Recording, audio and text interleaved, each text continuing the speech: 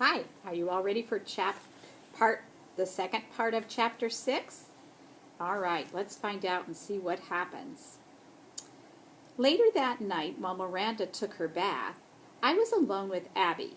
I decided to try and be friendly. Nice room you've got, I squeaked politely. Abby turned toward me and frowned. Were you squeaking at me?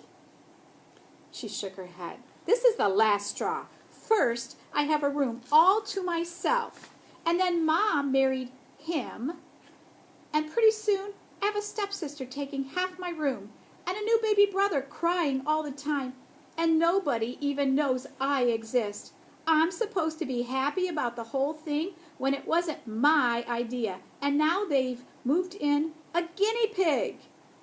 Now, that wasn't really a huge insult, because, guinea pigs aren't cute and furry like me. Not quite as cute. Anyway, I could see Abby's point. I wasn't happy about Og moving into room 26, and it sure wasn't my idea. The difference was, well, Miranda, she's actually nice. And Og is Og. Miranda returned, and the two girls settled into their respective beds. Night, Humphrey, Miranda said to me.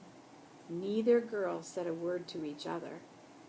I had a long night ahead of me, and since I'm nocturnal and do most of my sleeping during the day, I had a lot of time to think.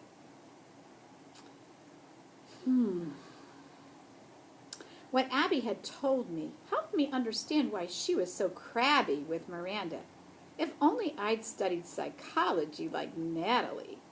Maybe I could get inside her head and figure out how to make her like Miranda as much as I did. What Abby had told me helped me understand why she was so crabby with Miranda.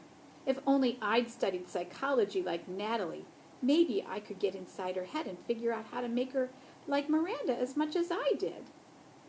The next morning, Miranda cleaned my cage while Abby lounged on the bed writing in her diary. What are you doing anyway? She asked Miranda. I'm taking out the old bedding and I'm putting in new. I'm changing the water. Stuff like that. Abby slammed her diary shut.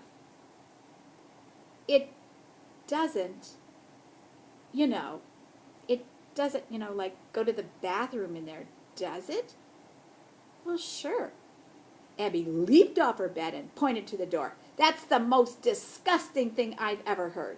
Get it out of my room right now. I want it out. Now, I figured out a lot about humans, but I still don't know why my potty corner is always such a big deal to them. I'm really quite tidy. Miranda didn't budge. He's on my side of the room. I was all for Miranda. On the other paw, I could see that Abby had been through a lot of changes in a short time. It's not easy getting a new roommate. I learned that the hard way. I also knew what a good friend Miranda can be. Friends can help friends, so I figured it was time I did something about it. I had a plan. A plan using reverse psychology.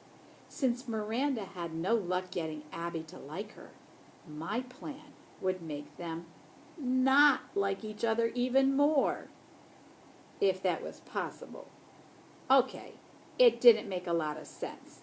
But when Natalie used reverse psychology, it worked really, really, really well. I had the chance to set my plan in motion a short time later when Mr. Golden announced that the whole family was going to go to a museum. Do we all have to go? Asked Abby. Yes, all of us. We're a family, said her mom. Abby wrinkled her nose. Even the baby.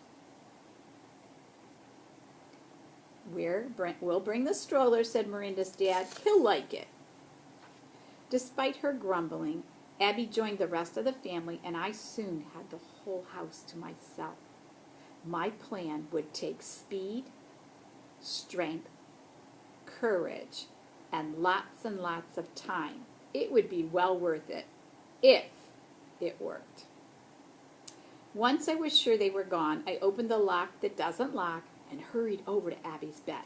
I had been studying it all morning and thought that if I grabbed on, I could climb the bedspread, paw over paw, like a rope. I was huffing and puffing by the time I reached the top, but I made it.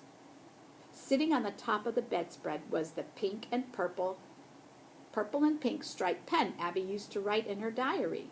I gave it a big push, and it rolled off the bed onto the floor. After that, I scrambled over to Abby's night table. There I found her pink bracelet with ABBY spelled out in purple and white beads. I pushed that onto the floor, too.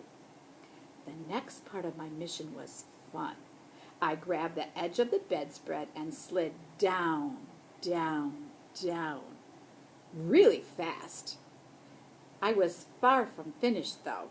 Next, I climbed all the way up Miranda's bedspread to get her gold ring with the pink stone, which I pushed onto the floor along with a red loopy thing she sometimes used to pull back her hair. You don't expect a guy hamster to know what that's called. I was halfway to my goal, and the hardest part of my plan was yet to come. All morning I had my eye on a big ball of string on the desk. A long piece of the string hung down almost to the floor. I grabbed it and pulled as hard as I could. More and more string unrolled and fell to the floor. I chewed it off and set to work. Looping the string around the pen and the bracelet, then holding the string in my teeth, I climbed up Miranda's bedspread. Whew! Mrs. Brisbane says exercise is good for you, but that was work.